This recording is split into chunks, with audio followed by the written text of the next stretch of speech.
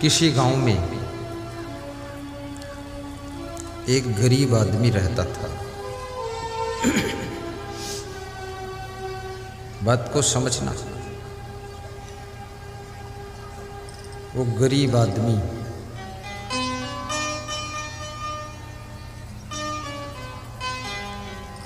धन से गरीब था, लेकिन मन से गरीब नहीं था।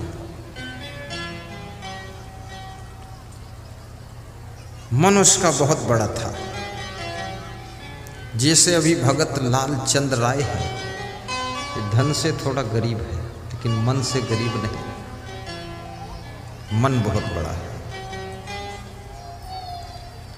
जैसे सुदामा थे, शिवरी थी, ये धन से गरीब थे, लेकिन मन से गरीब नहीं थे।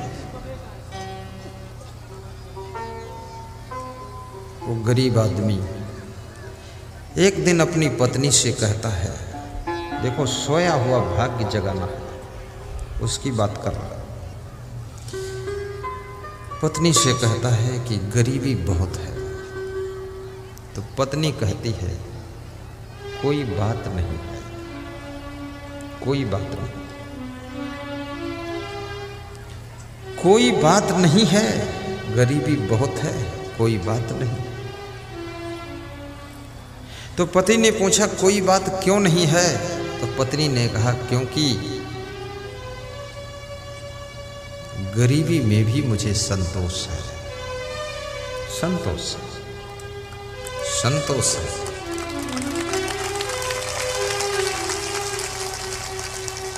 जिस नारी को संतोष होता है, उसका पति कभी परेशान नहीं होता है।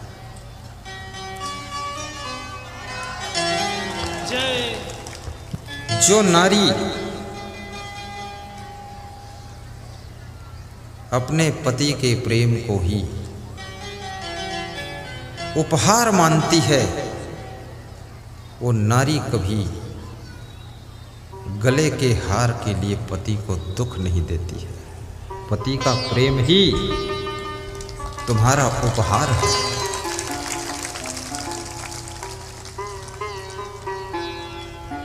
पत्नी मुस्करा देती है। याद रखना,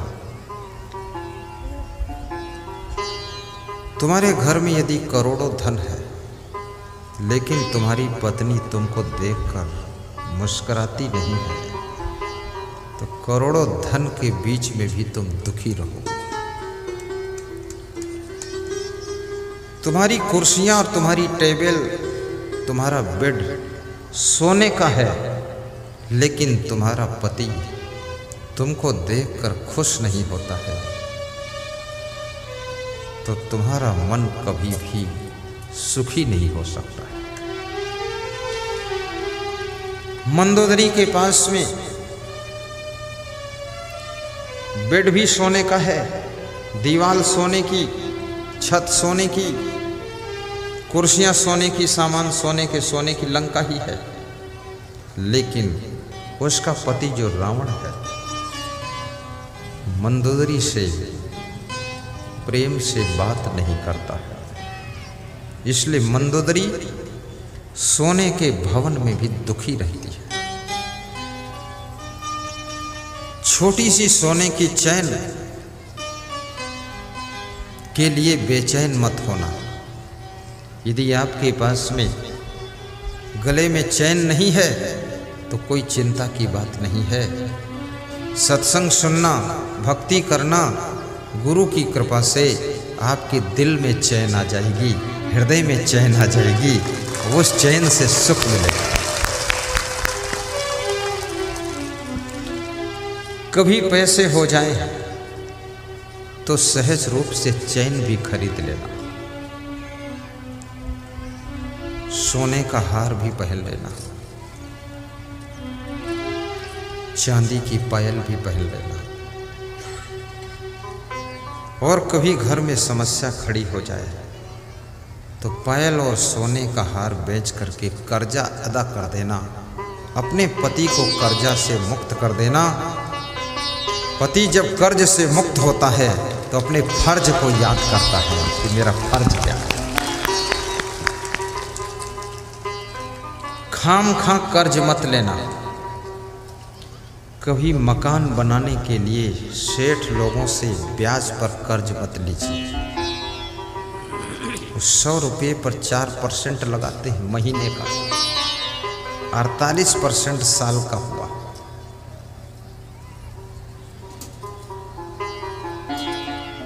लुट जाओगे, पिट जाओगे। कर्ज उसके लिए लेना चाहिए जिसमें कर्ज का पैसा लगा दो तो पैसा प्रॉफिट के रूप में रिटर्न होना चाहिए, वापस होना चाहिए। मकान में पैसा लगाने से पैसा वापस नहीं होता है, रिटर्न नहीं होता है, पैसा फंस जाता है। इसलिए अगर बहुत उन्नति करना चाहते हो तो याद रखना, 1 करोड़ का मकान मत बनाइए, 10,000 महीने का किराए का मकान ले लीजिए और जितना पैसा है वो बिजनेस में लगा दीजिए। दमादम मस्त कलंदर तुम्हारा पहला नंबर होगा।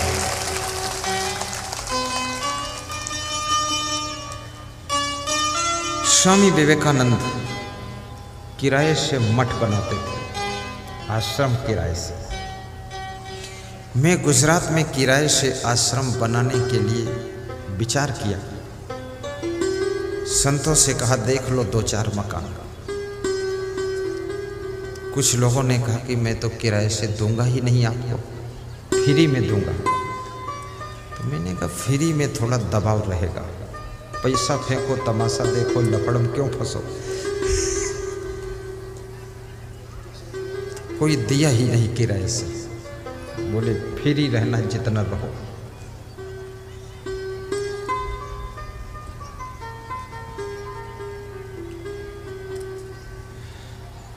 कितना ही कर्ज तुम्हारे ऊपर लदा हो, परंतु एक बात याद रखना, तुमसे बड़ा कर्ज नहीं है, कर्ज से तुम बड़े हो। कर्ज को तुमने लिया है, तुमको कर्ज ने नहीं लिया है।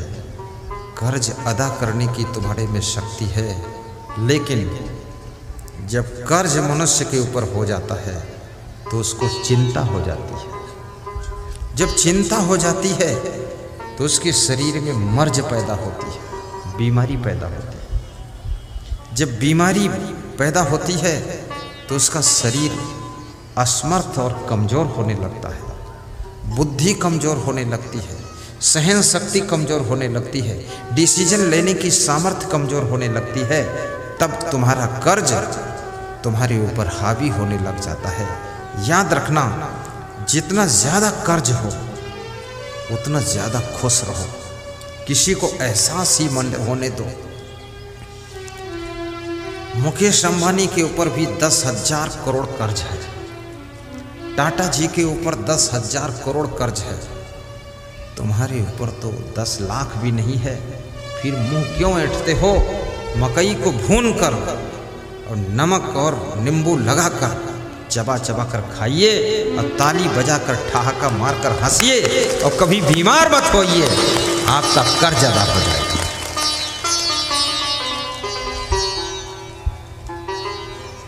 जितनी ज्यादा समस्याओं में तुम ग्रसित हो जाओ, समस्याएं तुमको घेर ले, उतना ज्यादा प्रवचन सुनना शुरू कर दो, उतना ज्यादा हंसना शुरू कर दो। कुछ लोग कहेंगे कि पागल है क्या, तो तुम उनको जवाब देना कि इसमें कोई संदेह है क्या।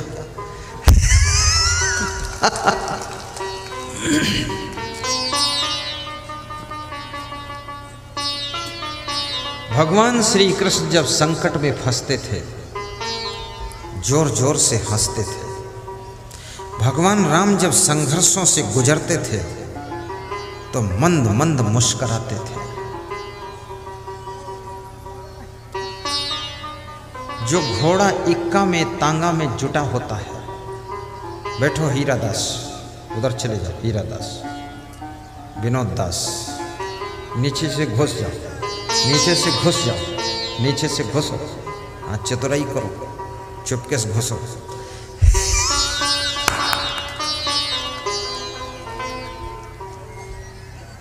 मैंने घुसना देखा, उधर से एक माता जी घुस गई नीचे से, तब मेरी समझ में जब उधर घुस सकती तो इधर भी घुस जाओ फिर।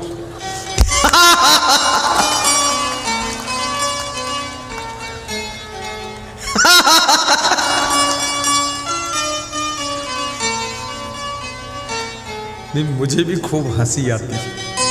मैं तो अपनी हंसी रोके रहता हूँ। नहीं, मैं बहुत हंसने वाला आदमी हूँ।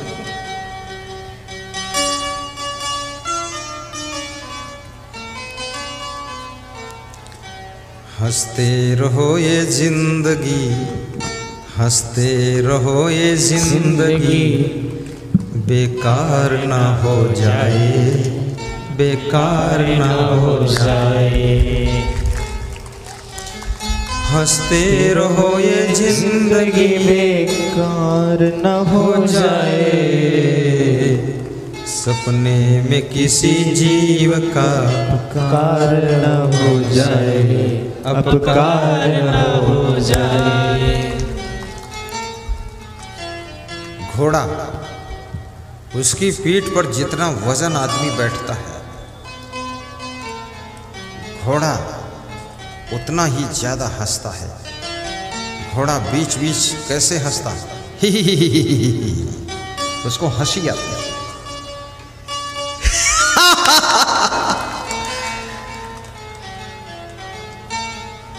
एक घोड़े पर दूल्हा बैठा जा रहा था, तो घोड़ा बीच बीच हंसता था, ही ही ही ही। दूल्हा थोड़ा वजनदार दूल्हा था, उम्रदार दूल्हा था, दमदार दूल्हा था। कितने दूल्हा भी बड़े वजनदार हैं। 1 कुंटल का दूल्हा और 1.5 कुंटल की दुल्हन।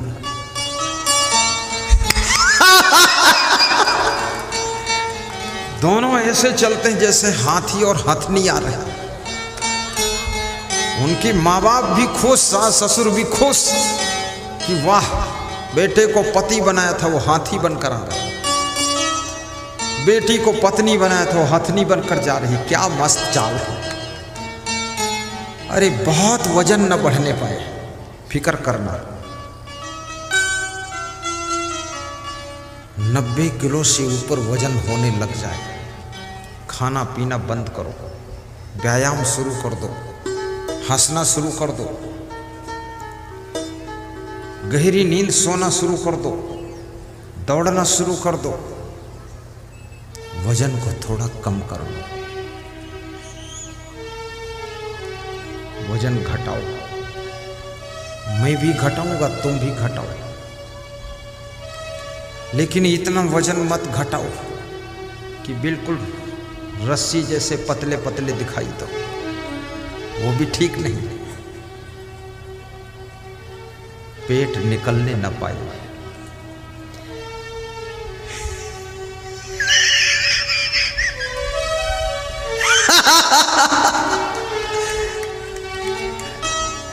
एक सज्जन कह रहा था, पेट जितना निकलना चाहे निकल जाने दो, आखिर है तो मेरा ही पेट।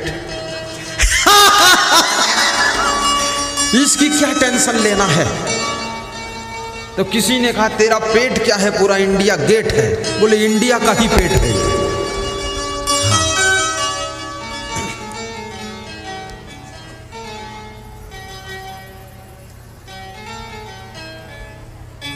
पेट में खाने की सवारी कम भरो,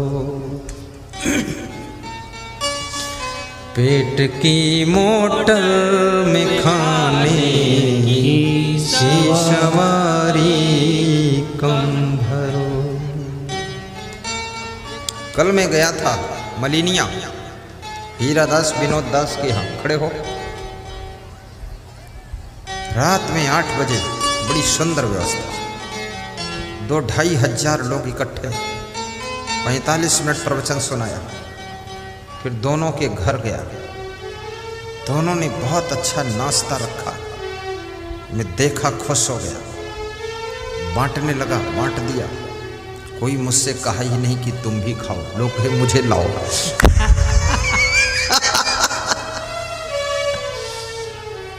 बहुत प्रेम है। बैठो।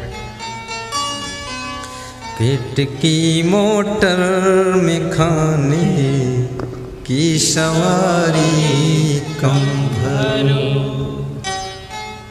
मेरी इच्छा होती है बिहार में बार बार आऊं, हर वर्ष आऊं कि ना आऊं,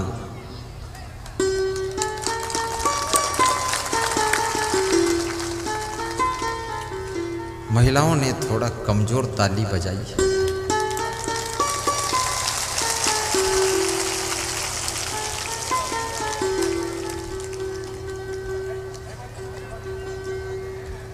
सबका मन है।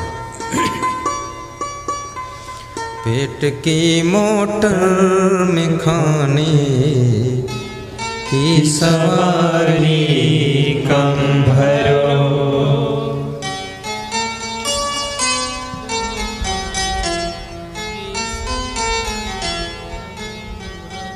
वाह, हाँ बजाए करो तो। पेट की मोटर में खाने की सवारी कम भरो। क्यों कम भरे?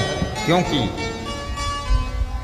फेल हो जाएगी ओवर लोड हो जाने के बाद। फेल हो जाएगी ओवर लोड हो जाने के बाद।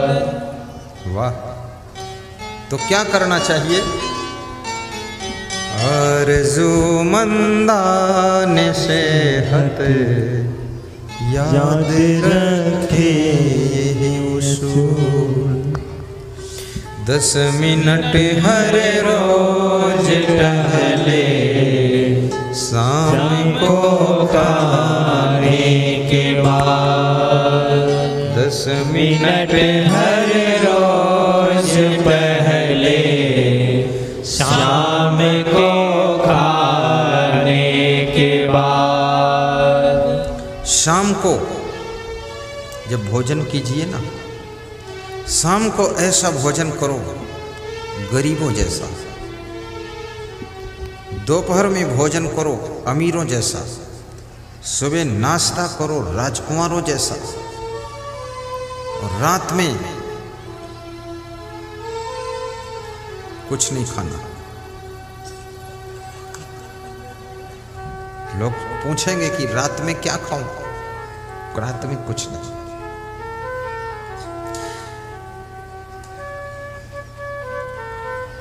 चार छुहारा जानते हो? 4 बादाम, थोड़ा सूखा नारियल,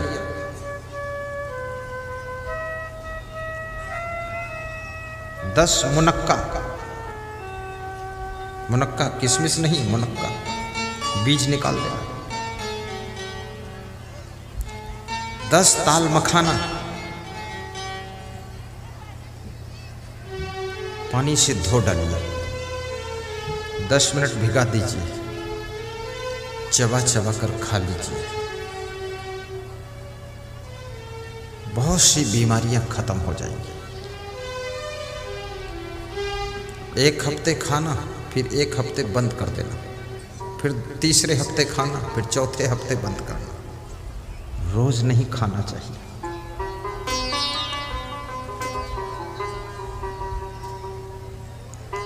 मैं खाता हूं इसलिए बताता हूं, इसलिए चमकता हूं, तुमको चमका दूंगा।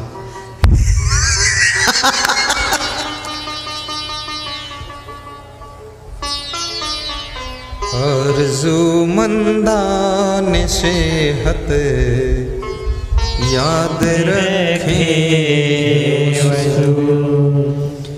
10 मिनट हर रोज टहले शाम को खाने के बाद। 10 मिनट हर रोज टहले शाम को खाने के बाद। तंदुरुस्ती और सेहत चाहने वालों सुनो। जो चाहते हैं कि मैं तंदुरुस्त रहूं, गाय का घी 1 चम्मच दाल में डालकर दाल भात मिलाकर खा लीजिए, तंदुरुस्ती आएगी। कभी घी 1 चम्मच रोटी में लगाकर रोटी और सब्जी खा लीजिए, कभी घी नमक रोटी खा लीजिए, और कभी दूध रोटी और शक्कर खा लीजिए। उस दिन दाल चावल सब्जी बंद, बस दूध रोटी शक्कर। कभी खिचड़ी और दही, कभी खिचड़ी और छाछ। ये बहुत ज़्यादा आइटम रोज मत खाना, नहीं तो ये सब आइटम एटम बम बनेंगे। सादा। कभी मेहमान आ जाए तब आइटम बनना चाहिए, कभी हम आ जाएं तो आइटम बनाओ, मेरे नाम से बनाओ और तुम ही सब लोग मिलके खा जाओ। बोलो गुरु जी का प्रसाद है। गुरु जी को बिल्कुल मत दो, तो गुरु जी आप त्यागी संत, आपको क्या जरूरत है।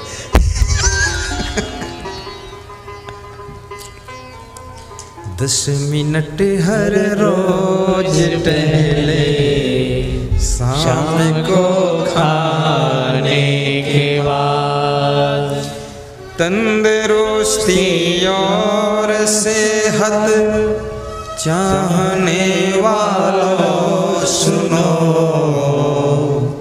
सोना गलत है आपका, सूरज निकल आने के बाद। आजकल बहुएं और बेटे बीमार क्यों रहते हैं? ये सूरज निकलने के बाद भी नहीं निकलते हैं, बस बिस्तर में पड़े रहते हैं, ऐसे पड़े हैं जैसे मरा चूहा पड़ा। पत्नी भी ऐसे पड़ी है जैसे चूहिया पड़ी है। सास ससुर देखते हैं तो उनको लगता है कोई नाग नागिन सोए। कुछ कह दोगे तो फुफकार के डस लेंगे, और कुछ नहीं कहोगे तो सोते रहेंगे। सुबह सुबह की हवा 1000 रोगों की दवा। सास ससुर को, माँ बाप को, अपने गुरु को, प्रबंधकों को तंग मत करो, बड़े भाई को तंग मत करो। समय पर सोकर उठ जाया करो, और सबसे पहले उठ करके घर के छोटे छोटे कार्य साफ सफाई के कर दिया करो। घर में सुख शांति का माहौल होगा, जिससे लक्ष्मी अपने आप आकर निवास करेगी, वहां दरिद्र कभी नहीं आ सकता।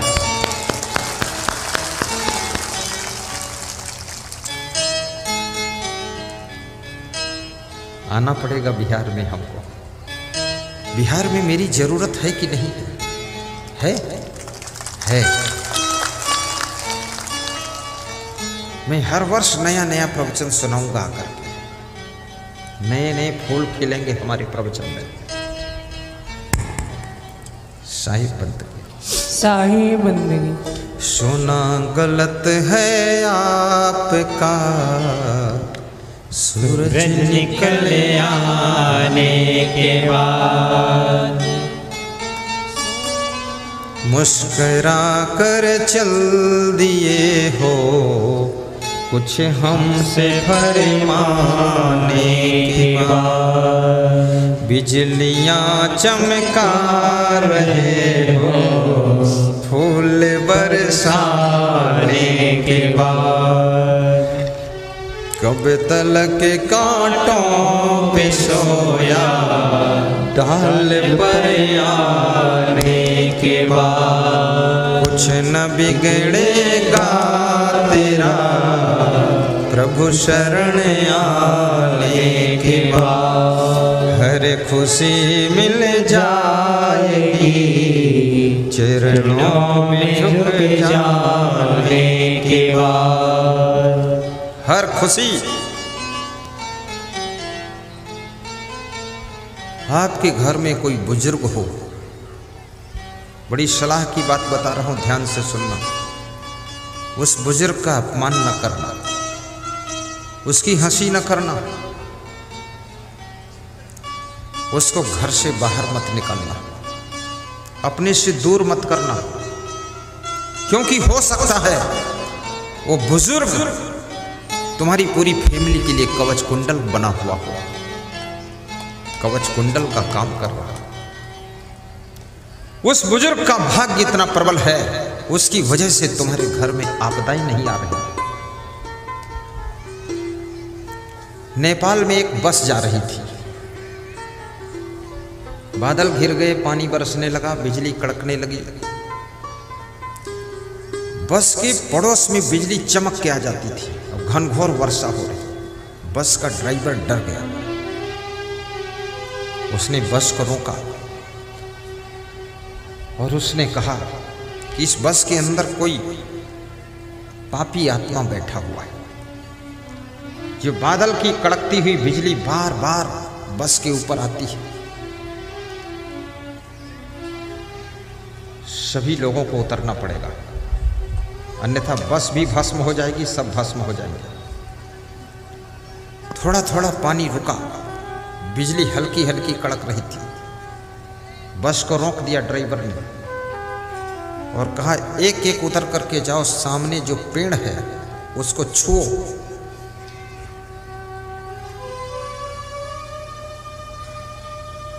जो पापी होगा उसके ऊपर बिजली गिर जाएगी। एक एक करके सब उतर गए। पेड़ छू कर आते थे, अपनी सीट पर बैठ जाते थे।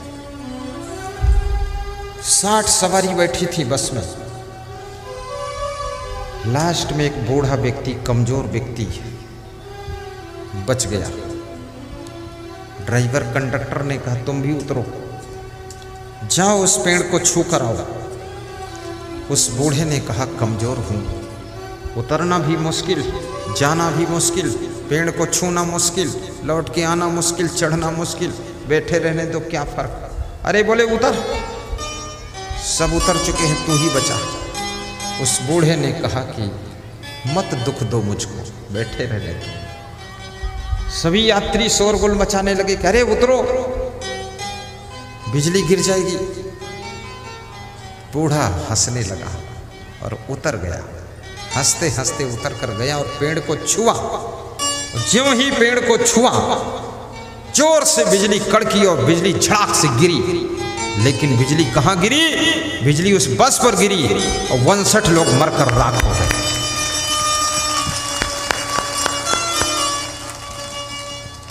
बूढ़ा पेड़ को पकड़कर खड़ा हंस रहा है। पड़ोस में दूर कुछ लोग खड़े थे, उन्होंने कहा, क्या हुआ? बूढ़े ने सब कहानी सुनाई।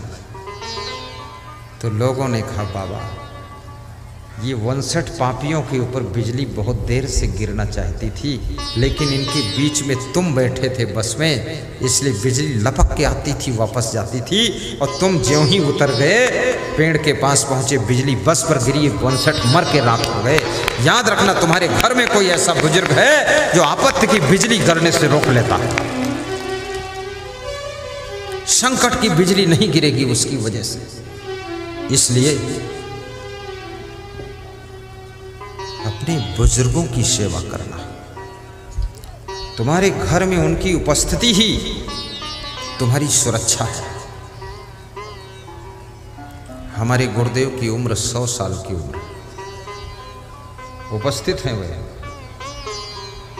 हम लोग उनका आदर करते हैं, बहुत सम्मान करते हैं।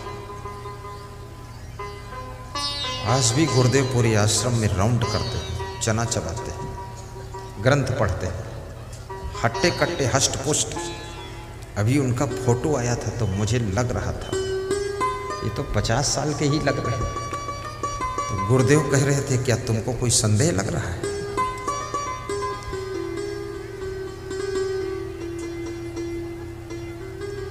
याद रखना, उस गुरु का प्रभाव, उस गुरु की कृपा, उस गुरु का आशीर्वाद बहुत बड़ा काम करता है। मेरे पास में कोई आशीर्वाद मांगने आता है, मैं मुस्कुरा देता हूँ कि अपनी झोली तो खाली है, क्या दूँ तुमको आशीर्वाद। मैं खुद ही आशीर्वाद मांगता हूँ अपने गुरु से, लेकिन लो, अब तुम आए हो तो खाली मत जाओ। तो मैं अपने गुरु का ध्यान लगाता हूँ 5 सेकंड, मन ही मन कहता हूँ, हे क्षमा देव, इस भक्त का ये कार्य पूरा हो जाए। थोड़े दिन के बाद सूचना आती है, जो आशीर्वाद मांगा था वो फलित हो गया। याद रखना, गुरु में भी श्रद्धा रखो। आस्था रखो, विश्वास रखो और गुरु की कृपा को प्राप्त करो। गुरु भगवान का दूसरा रूप होता है, डॉक्टर भगवान का तीसरा रूप होता है, परोपकारी व्यक्ति भगवान का चौथा रूप होता है, दयालु व्यक्ति भगवान का पांचवा रूप होता है, सेवाशील व्यक्ति भगवान का छठा रूप होता है। और याद रखना, धर्म की रक्षा करने वाला, भक्ति करने वाला, भक्ति को फैलाने वाला, धर्म का प्रचार करने वाला भगवान का छुपा हुआ सातवां रूप होता है। सातवां रूप भगवान का है।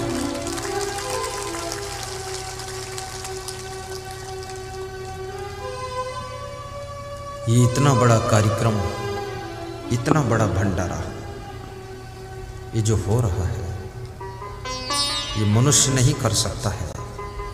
ये कोई भगवत सत्ता उन भक्तों के अंदर काम कर रही है। लालचंद राय कहते थे, सुरजीत यादव कहते थे, जगन्नाथ यादव कहते थे, ये मेरे बस का नहीं है। उमेश यादव भी कहते थे, कैसे संभलेगा। दिनेश यादव कहते थे, पूरा विश्वास है संभलेगा। भगवत सत्ता उनके अंदर काम कर रही है। भगवान कब तुमको भगवान का काम कराने के लिए तैयार कर दे। भगवान किसी भी कार्य को स्वयं नहीं करता है। भगवान महान कार्यों को करने के लिए तुमको चुनता है, तुम्हारा चुनाव करता है। जैसे मेरा उसने चुनाव किया प्रवचन करने के लिए कि तुम प्रवचन करो, तुम्हारा चुनाव किया प्रवचन कराने के लिए। किसी का चुनाव करता है भोजन परोसने के लिए, भगवान किसी को शक्ति देता है भोजन पकाने के लिए, और किसी को शक्ति देता है धन दान करने के लिए, और किसी को शक्ति देता है हजारों लाखों लोगों को इकट्ठा करके उनको ज्ञान में डुबाने के लिए, ऐसी शक्ति देता है। श्री दिनेश यादव जिनके घर में मैं ठहरा हूं कह रहे थे, गत वर्ष 22 मार्च को सूचना प्रसारित हुई थी कि 23 मार्च को लॉकडाउन लगेगा। गुरुदेव कल 22 मार्च है।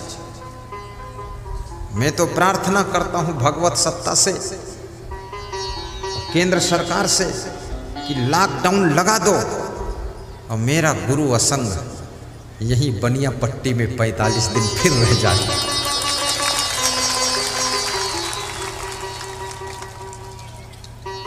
इतनी बड़ी बात, एक श्रद्धा की बात, लेकिन मैं प्रार्थना करता हूं कि हे गुरुदेव इस कोरोना को ही मिटा दो, कोरोना को ही मिटा दो और मेरे मन को ऐसा बना दो कि मैं बिहार में 1 महीना के लिए आता हूं तो अब 2 महीना के लिए आना शुरू कर दो।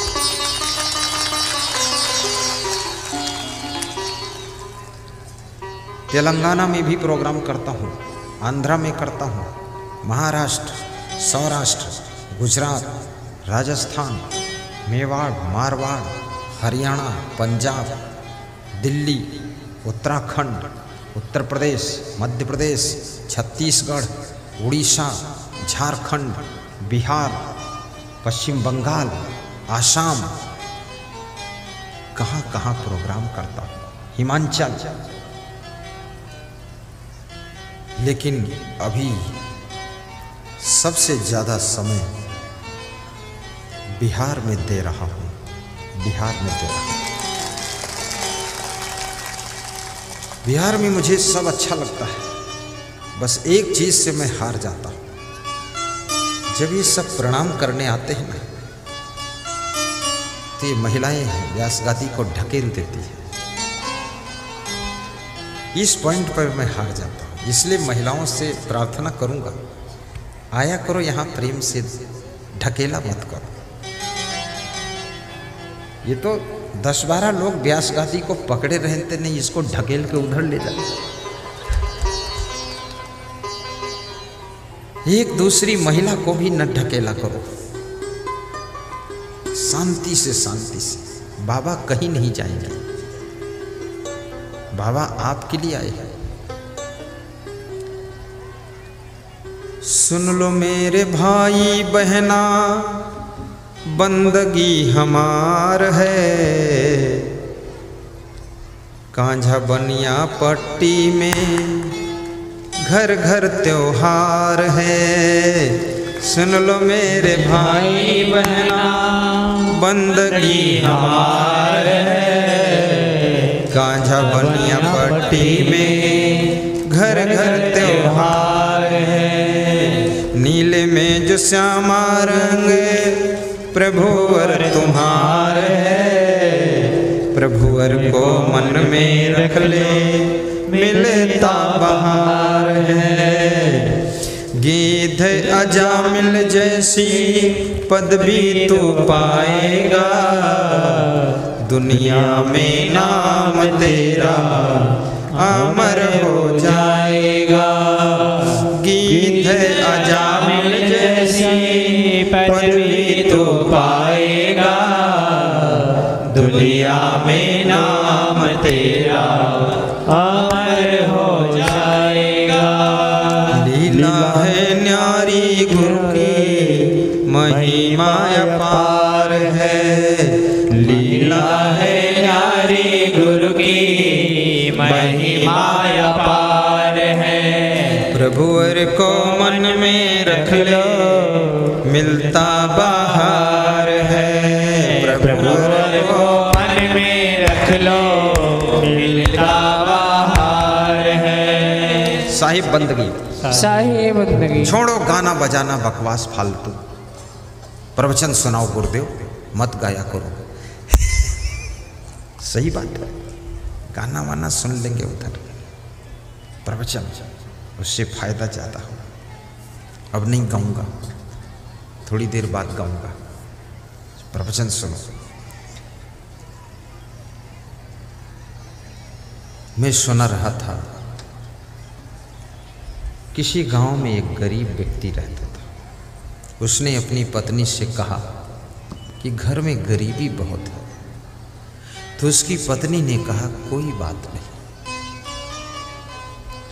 कितनी बड़ी समस्या हो, यदि आपके मुख से ये शब्द निकलता है कि कोई बात नहीं, तो पहाड़ जैसी समस्या तिल जैसी हल्की हो जाती है। इसलिए किसी समस्या को बहुत बड़ा मत मानो, कोई बात नहीं, सब हो जाएगा, ऐसे बोला करो।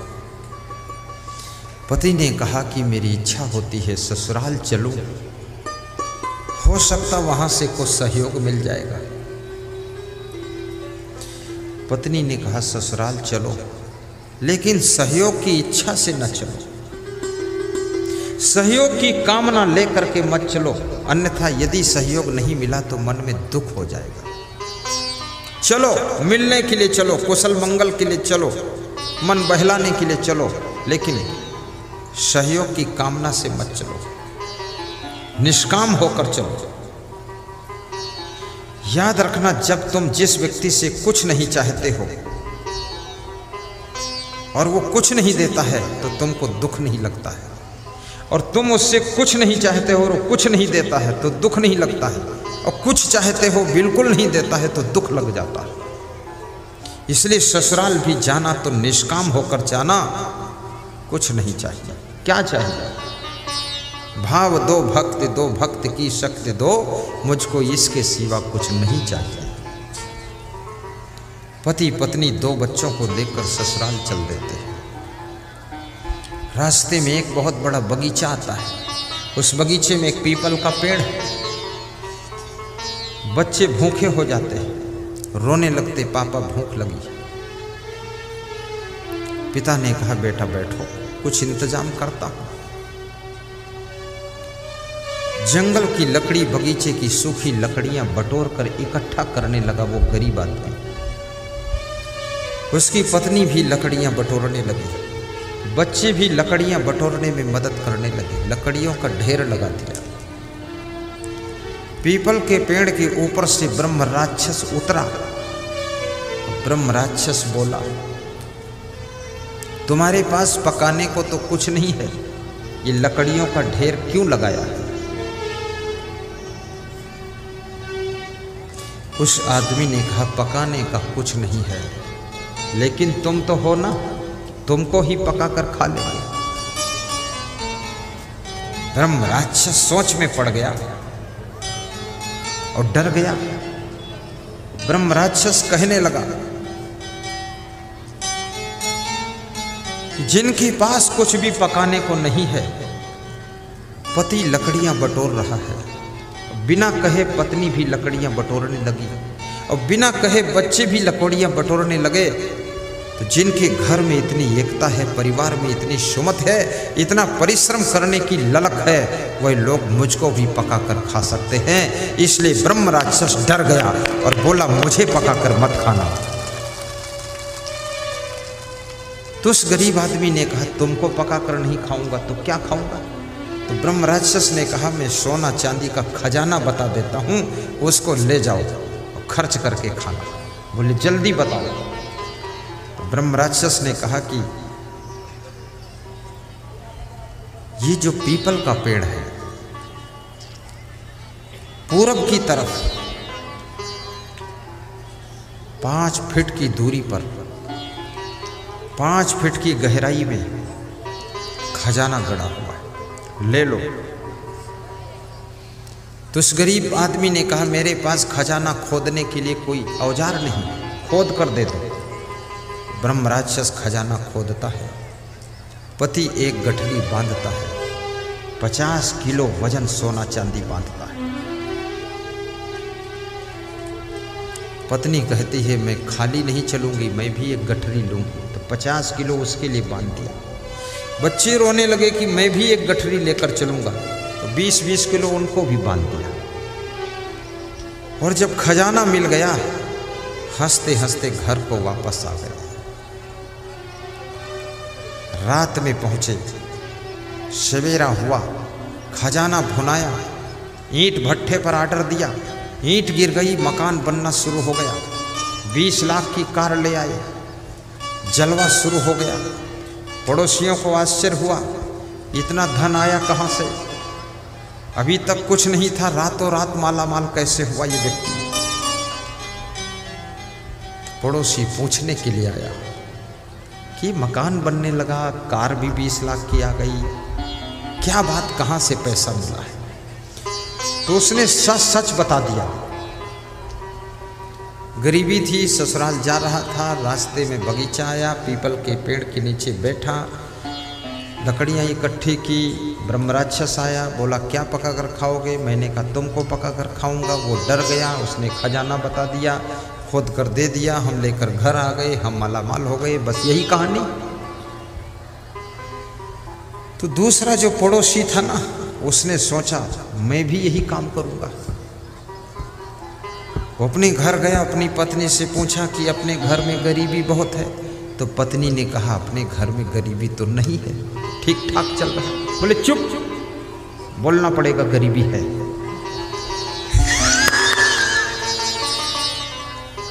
तो पत्नी सीधी सादी थी, उसने कहा, चलो बोल देती हूँ गरीबी है। बोले, चलो ससुराल चलते हैं, कुछ मदद मिल जाएगी। तो पत्नी ने कहा, ससुराल में तो और ज्यादा हालत खराब है, वहां क्या चलोगे? अरे बोले, चुप, कहो चलना है। तो पत्नी ने कहा, चलो चलना है। 2 बच्चों को लेकर ससुराल के बहाने चल देते हैं। उसी बगीचे में जाते हैं, उसी पीपल के वृक्ष के नीचे बैठते हैं। बच्चे रोने लगते, भूख लगी। तो वह आदमी अपनी पत्नी से कहता है, जाओ सूखी लकड़ी बटोर कर लाओ। पत्नी कहती है, पप्पू के पापा तुम ही बटोर कर ले आओ, मेरे पाँव थक गए। पापा कहता है, अरे पप्पू और बबलू तुम ही बटोर कर ले आओ। बोले, मैं नहीं जाऊंगा पापा, ऐसा कहने सुनने में 1 घंटा निकल गया। ब्रह्म राक्षस पीपल के पेड़ से उतरा, बोला लकड़ी बटोर कर क्या करोगे तुम? लकड़ी बटोरने भी लड़ झगड़ रहे हो, तुम्हारे पास पकाने को क्या है? तो उस आदमी ने कहा मैं तुमको पका कर खा लूँगा। ब्रह्म राक्षस बोला हमको पकाकर खाने वाले खजाना लेकर चले गए हैं। जब तुम में इतनी एकता नहीं है कि लकड़ी नहीं बटोर सकते, एक दूसरे की बात नहीं मानते हो, तुम हमें क्या पकाकर खाओगे? हम तुम्हें कच्चा ही खा जाएंगे। ब्रह्म राक्षस बड़ा मुंह फैलाकर खाने के लिए दौड़ा तो वो पति पत्नी और बेटों के सहित सब सामान झोला थैला भूलकर छोड़कर भागकर घर को आए, और जान बची तो लाखों पाए और लौट के बुद्धू घर में आए। खजाना तो मिला नहीं, जो पास में था सामान वो भी वही रह गया। पड़ोसी सवेरे गया, उस गरीब आदमी से बोला कि तुमने तो बड़े खतरे में डाल दिया, ब्रह्म राक्षस तो मुझे खाने के लिए दौड़ा था। तो उस गरीब आदमी ने कहा कहीं न कहीं कुछ गलती हुई होगी। तो उस अमीर आदमी ने कहा गलती यही हुई कि कोई लकड़ी इकट्ठा करने नहीं गया, हम लोग आपस में ही तर्क वितर्क कर रहे थे, कोई लकड़ी नहीं इकट्ठा कर रहा था। मैं कह रहा था वाइफ तू लकड़ी ले आ, वाइफ मुझसे कह रही थी, मैं बच्चों से कह रहा था, बच्चे नहीं गए। तो ब्रह्म राक्षस खाने के लिए दौड़ा। तो जो गरीब आदमी अमीर बना था उसने कहा जहाँ सुमत होती है, जहाँ एकता होती है, जहाँ एक दूसरे की बात मानने की सामर्थ्य होती है, जहाँ आपस में प्रेम होता है, जहाँ स्नेह होता है, वहीं पर लक्ष्मी का खजाना मिलता है। जिनमें सुमत नहीं है वहाँ पर खजाना भी खो जाता है।